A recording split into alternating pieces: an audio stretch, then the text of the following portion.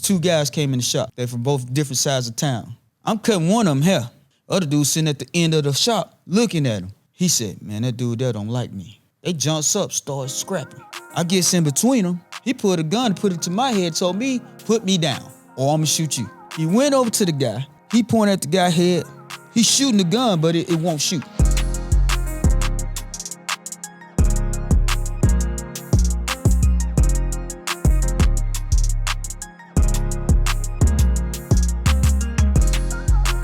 Welcome back to another episode of Barbers Against Bullets podcast.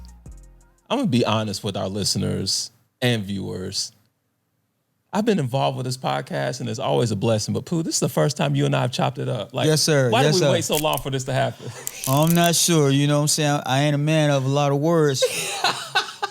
You just like me. Yeah. Nah, Pooh. Man, thank you for joining us again. You're welcome. Barbers Against Bullets, man. So much to cover here, and like our producers informed us, we don't have a lot of time, so we'll just get straight to it. One of the things that I've seen just in this day of recording, Pooh, is your cooperation with the local barbers. And I got to say, this is the most exposure to barbering that I've been involved with. But it seems like, I'm from Birmingham, but it seems like in Birmingham, barbering is so competitive. And so what I want to ask you is, how do you go about kind of reducing or eliminating that competition for a bigger purpose? Well, a lot of the barbers in our city, a lot of the barbers that's cutting hair now, when I was cutting hair on my back porch, they used to come to my back porch. I taught a lot of guys because before us, you had trouble getting in the shops because a lot of the barbers, the old school barbers, were afraid you was going to take their money. Well, the new barbers, we have got together. We realized that it's too much business to go around. A lot of times, they don't even want to work all day because they done cut so much hair. So my thing was, if you're a barber, and I felt like we supposed to get along. So I would always reach out to people that cut hair. If they want to know anything, if they needed anything, if I had it, I was going to give it to them. So I helped a lot of guys open their own shops. I had a guy worked here. This is his second go-around. His name Lee Robinson. He's a good guy, work hard. He's been on the podcast, Yeah, he's right? been on the podcast a couple times. And he would always say, hey, man, if it get rough, I'm coming back. I'm like, you always got a home here, bro. You always got a home. So my thing with the barbers now is we have to be on one accord. Because we're fighting a battle, there's a losing battle that we're fighting right now. And also, there's no reason why we should be competing against each other, because you could have 5 barbershops on the same block, and each one of them going to be crowded. So all I do is wait. Yeah, okay. I love that perspective, man. Okay, so Barbers Against Bullets, again, barbers doing their part to fight against gun violence. Pooh, I got to ask, man, personally, can you share a story about gun violence or violence in general that you've experienced? Well, I tell you what really got me involved. There's two different situations. The first situation was, I think I might have been about 20, and my brother got into it with his baby mama. And they came to my job because they knew, now my brother about that business, but they always knew if anybody could talk to my brother, it was me. So they came to my job, and they got me. And they said, man, your brother, he trying to jump on me, man. I'm going to have to kill him. So I was like, what? This is his baby mama, folks. So the first incident was I went and found my brother. When I found him, they were already trying to break in these people's house, kicking the door down. I'm fighting with my cousin, my brother, trying to keep them from doing something stupid, end up in jail, and I end up getting shot. So it was just one of them things. So, and the next incident was the reason why I'm so involved with it, and I really want other barbers to get involved. I opened my shop up. The first maybe month or two when I opened my own shop, 2 guys came in the shop. They're from both different sides of town. And I'm cutting one of them hair. And he kept getting fidgety. And I'm like, whoa, he started sweating. I'm like, what's going on? Other dude sitting at the end of the shop looking at him. Next thing I know, he said, man, that dude there don't like me. So, yeah, they jumps up, started scrapping. I get in between them. I break it up. I get one guy, I'm trying to get him outdoors. Say, look, you got to come back later. He pulled a gun and put it to my head, told me, because I had jacked him up, put me down or I'm going to shoot you.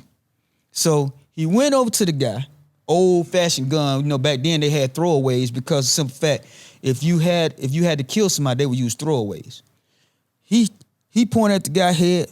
He's shooting the gun, but it won't shoot. It fell apart.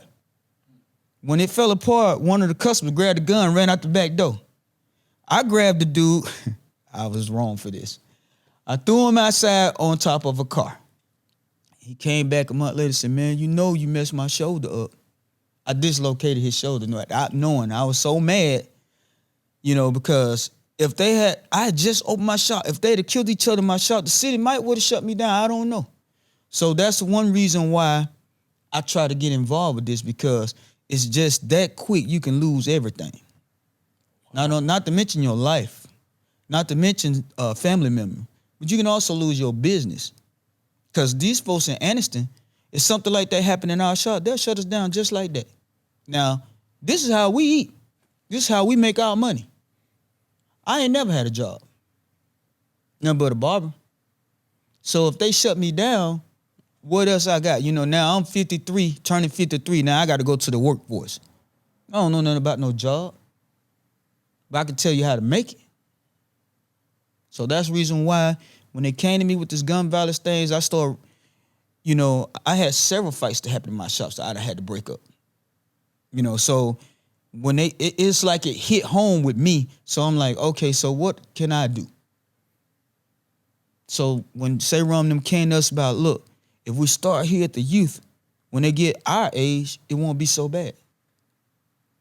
So that's what Barbers Against Bullets is all about.